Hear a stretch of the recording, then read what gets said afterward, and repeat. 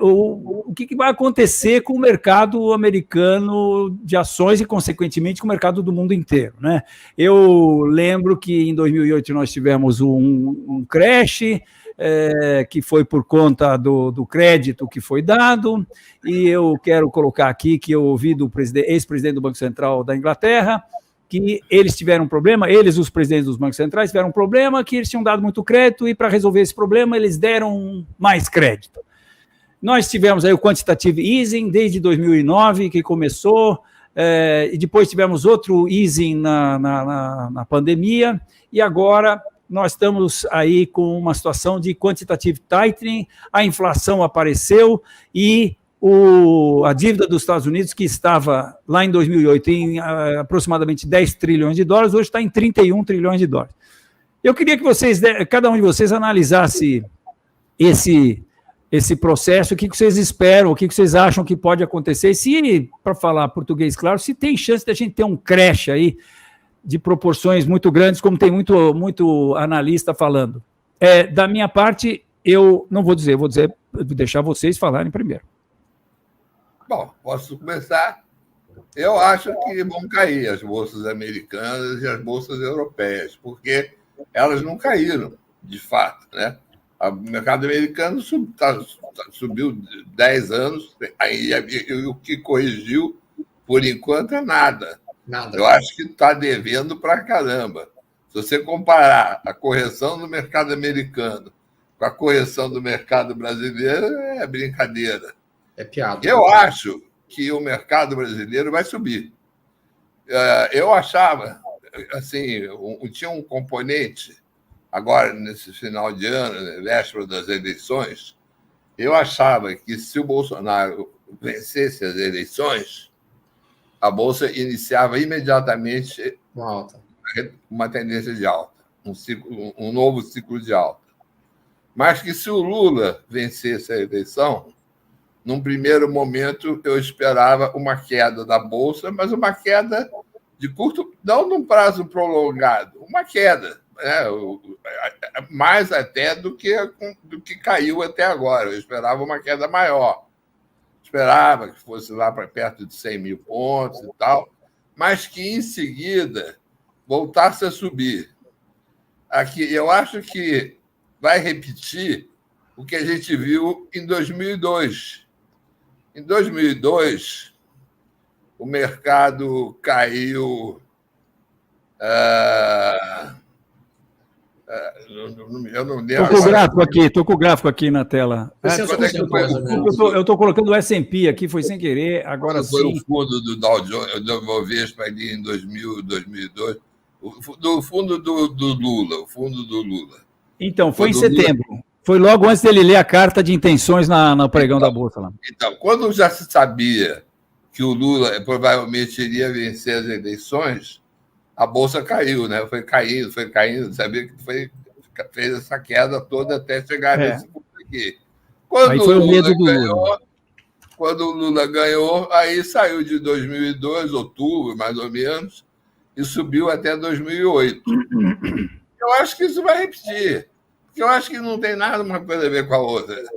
Ali, o mercado tinha caído. Estava barato, e independente de quem fosse o presidente, se o Fernando Henrique tivesse ganho, também iria subir. E a mesma coisa eu acho agora, que o mercado está barato. Eu, pessoalmente, preferi o Bolsonaro, porque eu votei no Bolsonaro, mas, independente disso, separando, né, o mercado da política, eu acho que o mercado brasileiro vai subir. Eu acho que o ano que vem vai ser um ano de alta forte. Com Lula, com Bolsonaro, se ainda tiver alguma surpresa, aconteça o que acontecer, eu acho que o ano que vem é um ano de alta para nós. E lá para fora, não. Aí você vai pensar, mas como que lá fora vai cair e aqui vai subir? Porque lá fora está caro para caramba e aqui está barato para caramba. O nego vai vender lá e comprar aqui. Mas é isso que eu acho, entendeu? Ô, Grão. Olha, eu vou aproveitar antes de você entrar, Stormer. Eu queria só mostrar uma coisa para vocês. Só um segundinho, André. André, ó, esse gráfico aqui, eu juntei Brasil, Índia, Estados Unidos e China, tá? Quando deu a primeira dor de barriga do subprime lá em 2007. Então, os Estados Unidos é azul, o Brasil é verde. E olha, se a gente traz desde lá, hoje, quem está alto pra caramba é a Índia. E isso aqui é o Bovespa nominal, tá? E e aqui está os Estados Unidos e aqui está o Brasil. Quer dizer, por esse gráfico, a diferença não está tão grande assim, tá? Mas era só um detalhe. Fala, quem que estava falando? André queria falar? Eu ia comentar, eu cansado de tomar pica com opção, eu acabei, mas já viciado no game da alavancagem, né? Eu acabei migrando para futuros em 2006. Comecei a operar índice, dólar, né? Na época tinha caixinha e tudo. E aí, por conta de operar índice dólar, eu comecei a acompanhar dessa época em diante. Antes eu olhava o Dow Jones para efeito puramente, sei lá, algum tipo de correlação, mas diferente da visão que eu tenho hoje, que eu opero olhando o SP simultaneamente, os dois, SP, índice, dólar, DXY, estou olhando simultaneamente. E uma das coisas que eu passei a acreditar, não é uma correlação perfeita, né, de 100%, né, não existe isso, mas sempre foi a correlação da Bolsa Americana com o resto do mundo, né? Então, por exemplo, quando a gente fala aqui do SP500 e do Ibov, a queda que todo mundo até associa ao Lula, e o fundo justamente ao efeito da carta ao povo brasileiro que acalmou o mercado, eu sempre tive, desde, sei lá, 2006, 2007, a visão de que, na verdade, tem esses fatores, é óbvio que ajudou, né? Mas que o Ibov, que está em verde aqui, e o SP, que está em preto, na verdade, o Ibov fez topo, né, junto com o mercado americano e crashou junto com as .com e caíram. E quando o mercado americano fez fundo e passou a subir, a gente fez fundo e passou a subir. Aí, nesse caso aqui, mostra que a gente teve uma ascensão muito maior, né? Saímos dos 8 mil pontos, que foi quando eu entrei no mercado, fomos para 73 mil, né? Em 21 de maio de 2008. Mas a gente subiu também porque foi um período de bonança, commodities, etc. E aí a gente saiu dos 8 mil e foi para 73, multiplicou por 10, né? Foi uma alta gigantesca que descolou até do SP500, né? Mas quando a gente vai para um período mais recente, né? Por exemplo, vamos pegar a pós-pandemia, né? Deixa eu pegar aqui e jogar aqui para o início de 2000. Deixa eu trocar aqui esse também, botar em vez de candlestick, botar em linha, né? A gente subiu muito menos com o SP500, tá? Que não está em dólar, né? A gente caiu junto com o SP500, só que a gente caiu mais. Aqui não está mostrando, aqui não consigo. Tem um botão aqui que tem que apertar que eu não estou lembrando qual que é, para permitir que eu suba a escala aqui, não sei, que destrava a escala, mas não vou perder tempo agora com isso. A gente vê que caiu, e aí está escondido aqui o gráfico, caiu mais do que o mercado americano, e depois a gente se recuperou, né? E só que esse gap daquela queda de março foi se mantendo, né? Aqui é um gráfico percentual, né? E a gente vem andando em paralelo, né? E aí se reduz. Bom, na verdade eu não quero, eu quero só diminuir o zoom. Opa, não é menos, é aqui embaixo o botão menos. Deixa eu jogar aqui 2020. André, tenta o botão alto embaixo à direita ali. Embaixo do gráfico à direita tem um botão alto ali. Alto aonde? Ah, alto. Ah, não, tá azul já. Tirar ele? Tira ele. Daí você controla mais o gráfico. Aí ele tirou o alto. Ah, não. Tira o alto e bota o percentual. Pronto. Acho que é isso. Deixa eu ver aqui. Não consegui destravar. Mas, enfim, a gente faz topos e fundos com o mercado americano, pelo menos desde quando eu comecei em 2002, que aí eu retrocedi aí de 2000 para cá, até porque antes de 2000, tivemos tigres asiáticos, tequila, crise da Rússia, uma série de coisas que afetou os mercados emergentes para caramba. Mas desde então a gente tem feito topos e fundos junto com o SP, e no caso, às vezes tem algum delay, né, ou algum fator interno que detona com a gente. A gente, infelizmente, tem ficado colado com o SP desde sempre, desde 2000, né, com exceção das vezes que a gente faz merda. Aí não tem SP que ajude a gente a subir.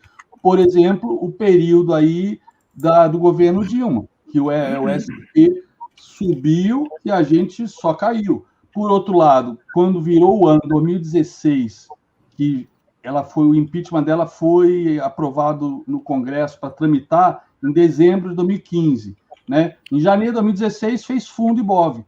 Só que 2015 foi o ano que corrigiu também a SP500, e aí fez fundo. Na verdade, todas as bolsas fizeram fundo em janeiro de 2016, e a gente subiu também, e todo mundo, foi efeito Dilma. A Dilma foi empichada em maio, eu acho, né? Mas já sabia que ela ia ser empichada desde dezembro. Mas foi fundo do mercado global em janeiro, né, de 2016. Né? Talvez se ela não fosse empichada, a gente não ia recuperar, a gente estava caindo e ia continuar caindo. Então, como agora o nosso cenário não tem boom de commodities, a China está encalacrada, a recessão global está garantida pelas curvas de risco, né, quase unânime. Né? O estrategista-chefe do Goldman Sachs falou isso semana passada, que o SP500, o nível do SP500 não precifica uma recessão, né, ano que vem, por conta das altas de juros, etc, etc. O nosso cenário está muito ruim para acompanhar, para descolar do SP500. E se o SP500, eu acho que vai cair, vai cair feio, porque não está precificando a recessão, não está precificando a redução do balanço do Fed, né, que esses 10 quantitative easing feitos aí de 2009 para cá, né, parece que 40% dos dólares de circulação foram impressos da pandemia para cá. E foi muita injeção de liquidez, né?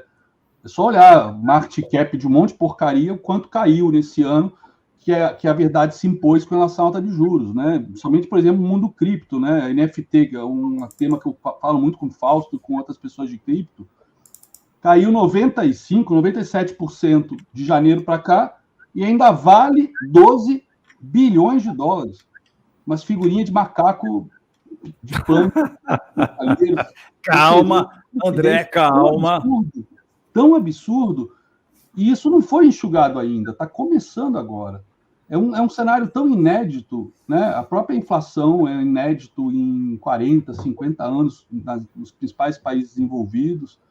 É um cenário muito, muito louco, né? Sem contar os cisnes negros que estão soltos por aí, né? Na Ucrânia, sei lá. Eu estou mega, hiper pessimista para 2023. Mas isso acho que ela já está... Ou seja, se Bovespa, quer dizer, se S&P, que você acha que vai cair... Eventualmente vai para o saco. Você arriscaria um nívelzinho aqui nesse gráfico que eu estou pondo do S&P, começando do... Eu vou falar aqui do meu, já vou atualizar o meu e já te falo aí, para você botar no seu. Espera aí. Eu vou mexer no meu e depois eu boto no seu, tá? Não faça isso, André. Deixa eu fazer um jabá aqui, rapaz. Vai, enquanto isso, Stormer. Falando do lado. Stormer vai cair ou vai subir? Ó, tá bom. Se a gente pegar essa bandeira que o SP está fazendo, por enquanto ainda veio testar a cabeça do pivô. Inclusive hoje, caraca, a mínima de hoje do SP foi exatamente na cabeça do pivô que ele testou no início, no meio de novembro. Olha lá, olha aí, tá no teu gráfico. Olha aí, testou dia 17 de novembro, aqui, ó. Se ele perder esse pivô, né, como perdeu a primeira vez que ele rompeu o topo anterior, que o pessoal chamou de pivô Dovish do Fed, etc. Se ele perder esse pivô, isso aí, essa alta aí de outubro, novembro e dezembro, é uma puta de uma bandeirona de baixa. Aí essa perna aí dos 3.500 até ali em cima, a gente vai ter que projetar isso para baixo. Aí é botar os alvos, né? E aí a coisa pode ficar feia. Se botar esse alvo dessa bandeirona inteira para baixo, vamos lá. Se perder essa bandeira, depois for perder ali o fundo lá dos 3.500, os alvos que eu tenho do SP, eu tenho um alvo em 3.125, 2.892 e o último 2.500. 2.500 e o topo histórico dele foi 4.800. Pô, estamos falando aí de quase 50% de queda, que é o que acontece normalmente nos crashes, pelo menos de 2000, 2008 e 2020. Quer dizer, não é nem... André, tracei os objetivos direitinho aqui, ó.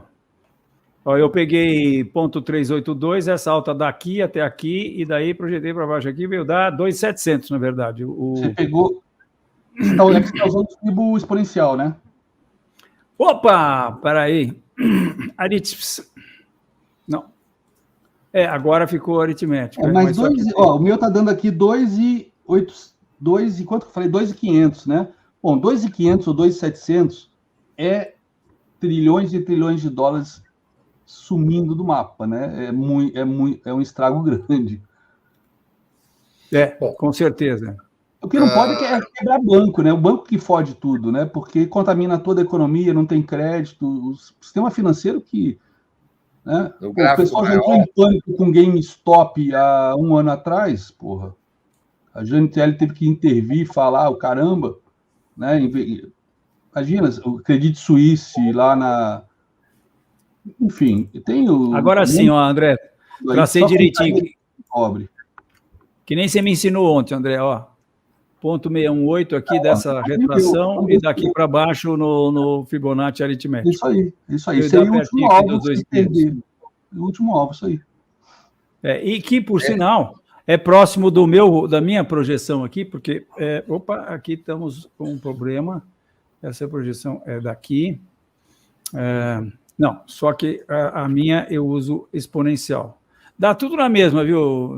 Eu vejo um nível no Fibonacci, o André vê outro, mas, essa aqui é bastante interessante, porque eu estou puxando o Fibonacci do fundo do subprime até o topo do começo do ano agora, e o primeiro nível de correção Fibonacci vem aqui exatamente no fundo da pandemia. Aí que eu acho que é o suporte importante, que é a assimetria. E isso, se acontecer... 2.200, 2.300. Vocês acham que daí não passa, né? Não pode passar. Só que aqui, aí é 45% de baixa. Mas, Stormer, suas considerações, por favor. Vamos lá. Em primeiro lugar, galera, a gente tem que entender que o Fed não deve subir a taxa de juros acima de 5%. Eles próprios já estão comentando isso. Não vão subir acima de 5%. Vamos botar 5,15, no máximo 5,25, acabou. Eles sabem disso e eles não vão subir acima disso.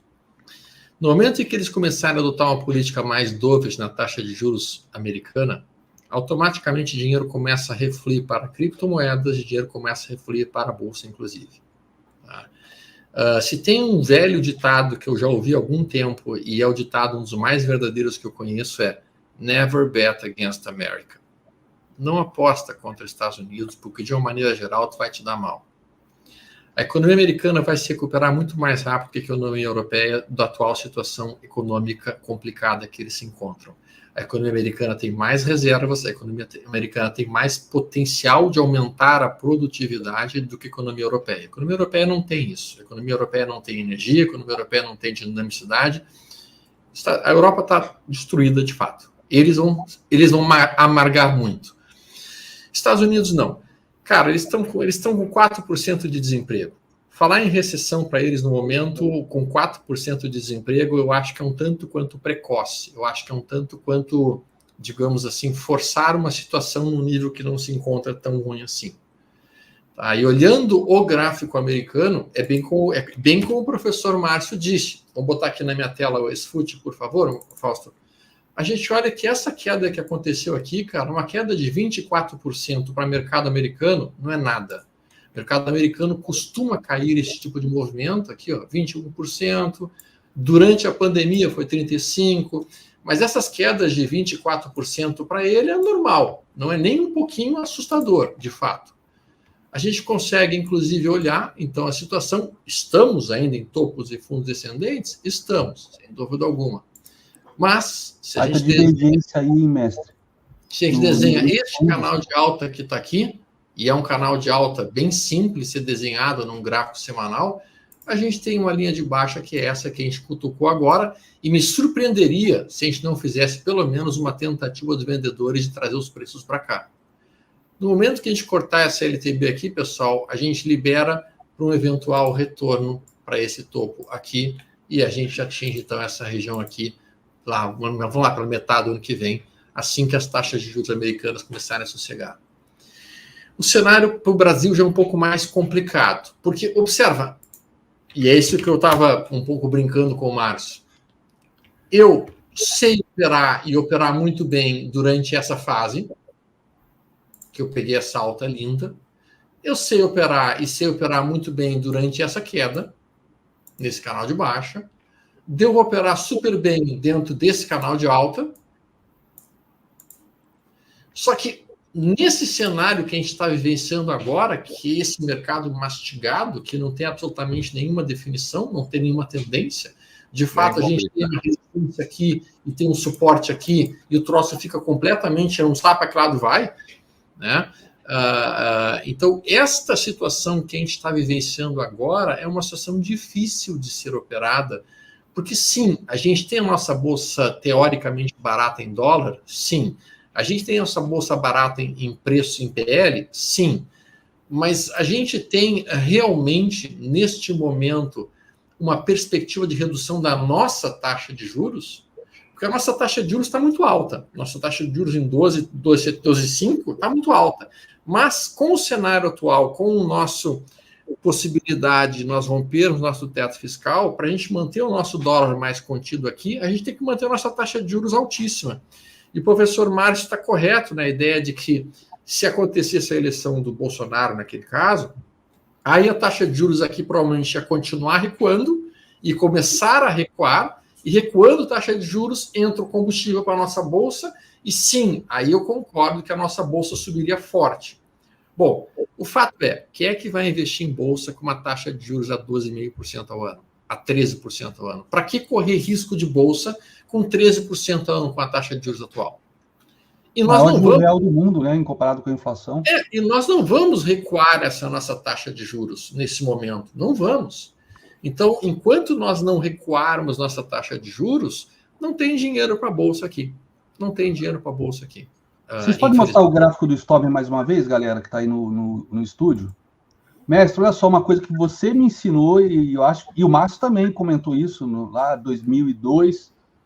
Dá uma olhada nesse fundo, o último fundo do Ibov e o último fundo de 2021. E olha ali o FR. Esse? Isso, dá uma olhada a altura desses dois fundos e olha o IFR. Ah, sim. Isso aqui, sem dúvida alguma, é uma divergência. Sim. É uma divergência altista. Sim. É uma divergência. Só que aí tem esse cenário de juros e o cenário político, que não tem como a gente ignorar, que tem tantas incertezas, né? Por mais que o gráfico desconta tudo, pô, eu fico com o cu na mão de sair comprando agora, né? Tem que sair tem que romper esse negócio, essa consolidação aí. Por isso que eu...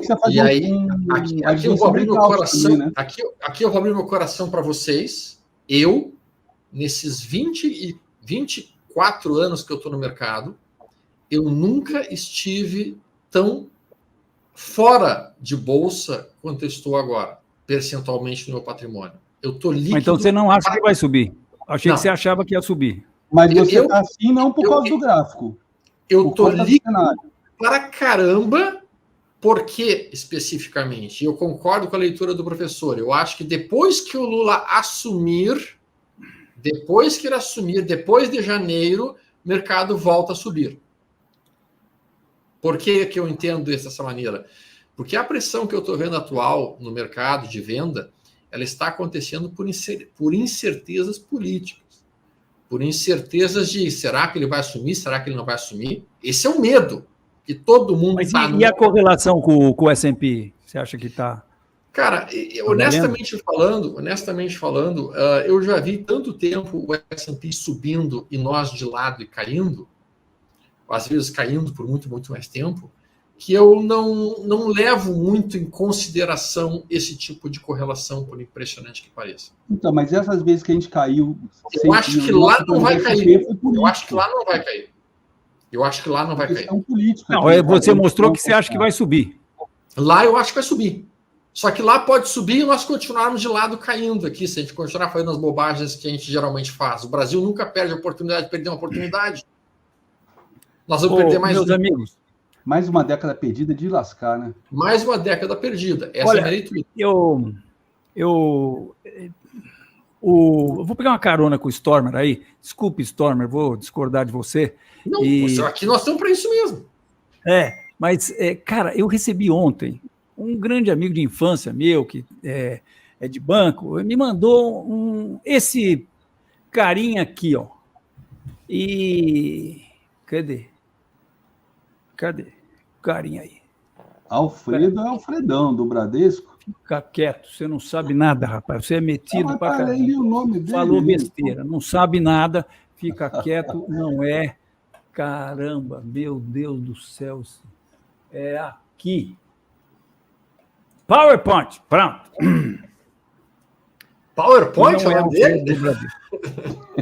É o Bill Gates. Quietos. Muito bem. Eu tenho esse gráfico, bem legal. Eu estou mostrando aqui para vocês um quadro das maiores empresas do mundo. 1980, 90, 2000, 2010, 2021. Eu fiquei fascinado com esse quadro. Eu nem sei quem é a fonte nem nada, mas deve ser coisa boa, né? Cara, nós hoje temos 8 empresas americanas e essa aqui é Taiwan, né? Tencent. Que faz 90% dos chips do mundo.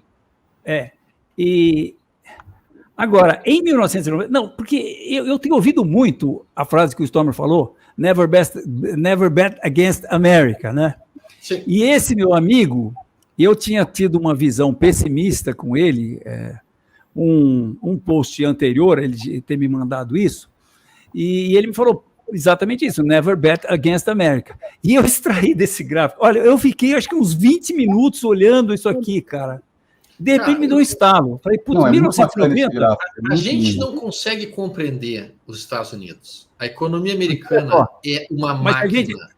A economia americana é um Mustang. Pega um Mustang, tira os pneus desse carro, bota ele no chão, liga o motor e acelera, ele anda sem pneus. Ele é tão forte então, mas que é a economia americana, cara.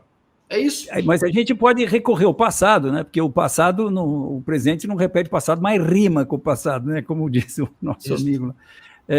Então, se a gente volta 30 anos para o passado, 20, 10, 2000, 1990, 8 empresas japonesas, porra. E agora eu quero mostrar para você, porra, a hora que eu vi isso, eu saí que nem um louco, fui para o Terminal em Foco e botei o Nikkei aqui. Sim. Aí eu mandei para o meu amigo, dei risada, mandei para ele e falei, escuta, será que nessa época aqui, antes de 1990, a turma também não falava never bet against Japão? Porque o que aconteceu depois? Ninguém falou que o Japão é uma economia forte e sólida. Não, mas olha aqui, ó, isso aqui foi o topo do Nikkei, né? Foi exatamente em 1990. Pontos. Tá? E hoje não tem mais nenhuma empresa japonesa. Então, segundo essa métrica aqui, daqui a 10 anos, nós vamos ter daqui a 10 anos, nós vamos ter só 2 empresas americanas. Daqui a 20 anos, nós não temos mais nenhuma empresa americana como as 10 primeiras. Bom, é só uma coisa, tá? É só um detalhe. Então, isso aí é só para cortar esse negócio aí que você tinha falado, Storm, que never bet against America, até que tem uma vez que você consegue apostar, né? Essas Big Tech, eu acompanho elas diariamente, desde outubro de 2018, inclusive, em outubro de 2018, elas caíram, o Nasdaq, né, chegou a cair 20%, só que no dia que ele ia entrar em bear market, o Trump estava batendo tanto no Powell, com aumento de juros, que o Powell reverteu a política de aumento de juros do Fed, mas chegou a passar naquele dia no intraday dos 20%, ou seja, ia entrar oficialmente pelas métricas dos gringos em bear market em 2018. E justamente qual foi a questão? Justamente essas 5 empresas tinham passado, com exceção do Facebook, que chegou nesse valor só no final do ano passado, tinham passado do valor de mercado de $1 trilhão, e com o aumento de juros do Fed, né, essas são aquelas empresas que projetam aquele lucro gigantesco lá do futuro, etc. Começa a fazer o valuation, trazer para valor presente, elas perderam valor e elas carregavam o SP500. Eu não sei como é que está agora por causa do Facebook, mas 50% do Nasdaq são essas 5, e 25% do SP era essas 5. Deve estar agora 20, 21, se não tiver um pouquinho menos. Mas é um quinto do SP. E aí, essas empresas, por exemplo, a Apple, quando ela estava no auge quase nos 3 trilhões, mas talvez ainda, o market cap dela só perdia em PIB para os Estados Unidos e para a China. Ela era 2 vezes e pouco o PIB do Brasil. Uma empresa, market cap. Puta, Apple tem mais dinheiro em caixa do que o Banco Central brasileiro. Sim, Apple. É muito insano, porque falam que até um livro que eu li, Capitalismo Sem Capital. Qual o valor da Apple? É a inovação, é a criatividade. Exato. Gente, na hora que começa a subir juros, que todos esses loucos começam a voltar para a cadeira da faculdade e lembrar que valuation volta a valer nessa hora. Então, esse ponto que tu tocaste, Bruno, é fundamental que o pessoal que está nos acompanhando em casa entenda.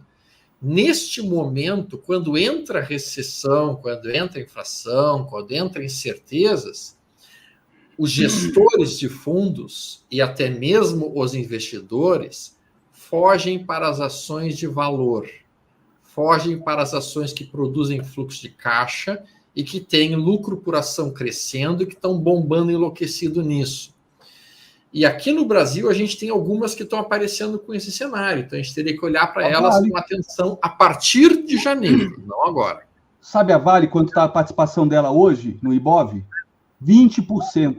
20%. No Profit tem a participação de cada ação no índice. Eu não lembro, mas eu acho que eu nunca vi a Vale com 20% de participação no Ibov. Ela ficava 13, 14. 13, 14 era mesmo. Petrobras, eu reparei, na segunda-feira, Petrobras perdeu a posição para o Itaú. O Itaú já está com mais participação que a Petrobras. E a Vale cresceu. Para falar a verdade, em 20 anos, tirando quando eu comecei, que a Telemar tinha uma participação absurda, né? As empresas de telecom, foi logo depois da privatização.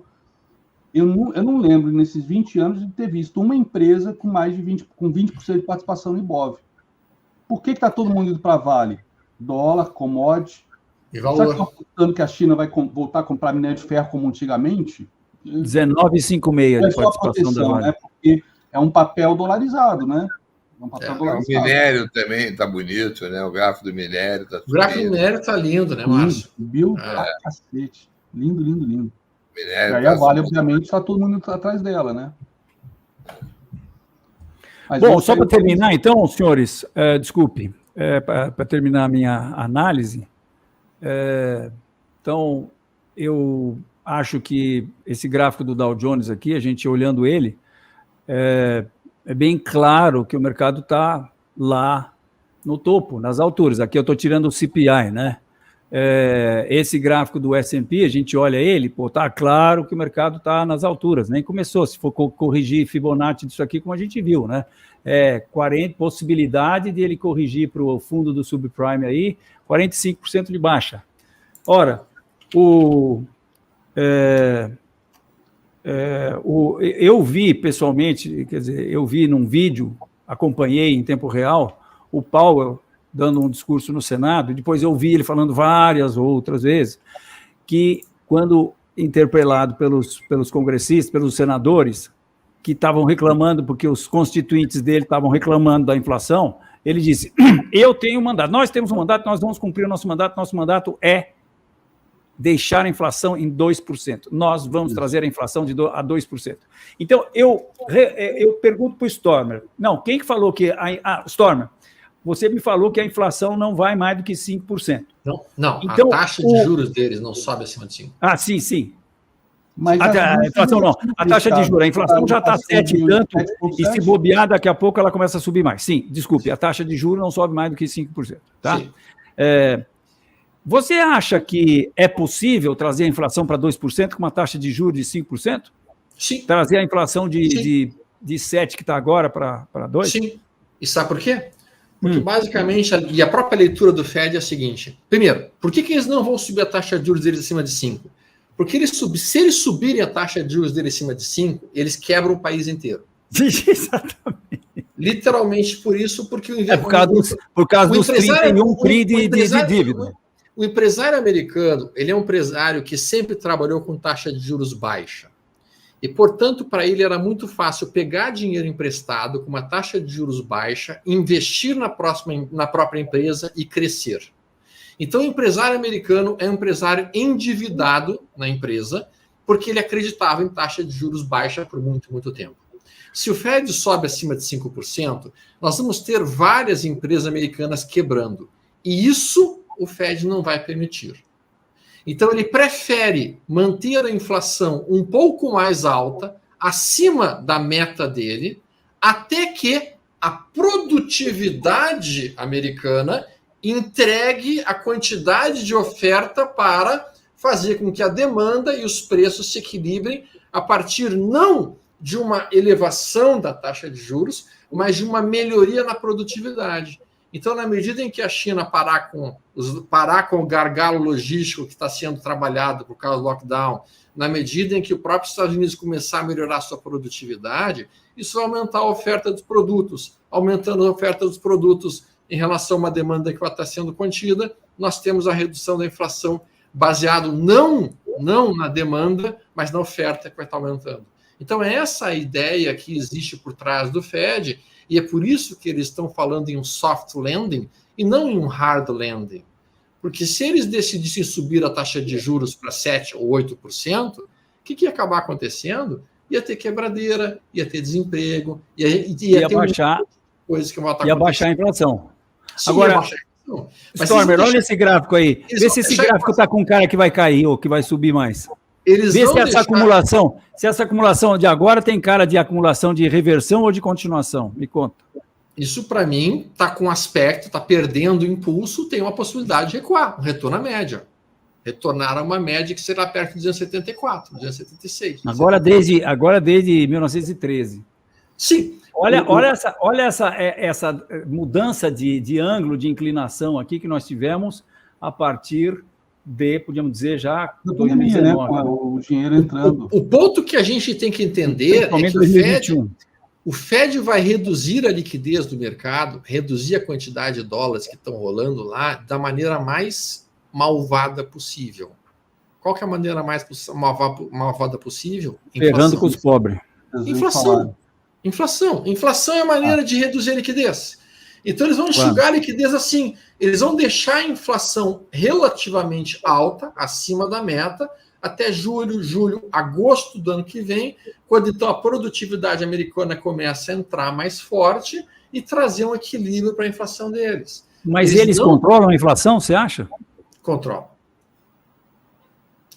Eles só não vão conseguir controlar se a China continuar por muito mais tempo com o lockdown que eles estão produzindo. Porque os estoques de petróleo deles... da cadeia de suprimento da China para outros países por conta dos lockdowns, do histórico passado, para não ficar tudo na mão da China, e até a questão política no futuro de uma invasão de Taiwan, que mais cedo ou mais tarde talvez aconteça até 2030. Vocês não viram que essa semana mesmo foi anunciado fortemente lá pelo pessoal que eles estão iniciando uma mega indústria de chips para tentar substituir Taiwan nos Estados Unidos? A própria empresa TMSC vão criar uma, só que vai demorar uns 2 anos para produzir dentro dos Estados Unidos, né? Esse é o ponto, eles querem produzir nos Estados Unidos. Ser destruída numa invasão. Porque uma coisa que os americanos aprenderam é isso que o Hugo está dizendo. O Hugo está dizendo certo. Os americanos aprenderam que eles não podem depender do resto do mundo para entregar o que eles precisam. Então, eles vão trazer as indústrias, inclusive, de chips, para dentro dos Estados Unidos. Claro, 90%. Cara, aquilo ali é estratégico, aquilo que direciona míssil. O que pode impedir a China de... A China pode fazer um monte de navio, um monte de caça, mas ela só vai ter superioridade ali no Pacífico, no Índico, ali no Mar do Sul da China, principalmente, se ela tiver toda a marinha e a aviação e agora a gente está vendo na Ucrânia, né, toda a questão de terra, armamento antiaéreo, etc., num patamar dos Estados Unidos. Só que isso é alta tecnologia. Alta tecnologia é chip. Essa guerra mostrou para os Estados Unidos que ele ainda tá nas mãos dele impedir a China de superar os Estados Unidos até 2049. Exatamente. Isso envolve tirar a fábrica da TSMC de Taiwan e levar para os Estados Unidos. Isso é questão estratégica. Isso é exatamente. E outro ponto que o Ogro mencionou, para justificar como que os Estados Unidos vai realmente, muito provavelmente, acabar combatendo essa inflação de uma maneira bem diferente daquela com a qual nós estamos acostumados, porque aqui no Brasil, a gente combate a inflação subindo taxa de juros porque a gente não tem produtividade, cara. A gente não tem parque industrial. Então, a gente não consegue combater a inflação subindo a produtividade, como lá eles podem fazer.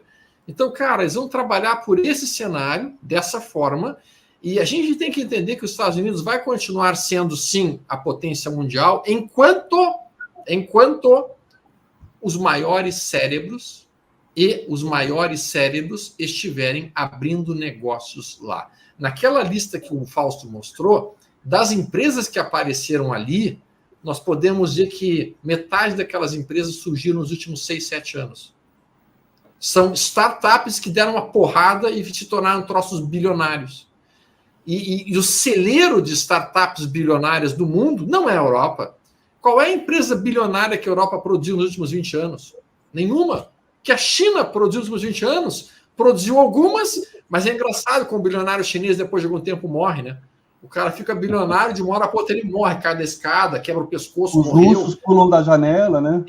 O pulo da janela. Então, as empresas bilionárias criadas pela China morreram, literalmente.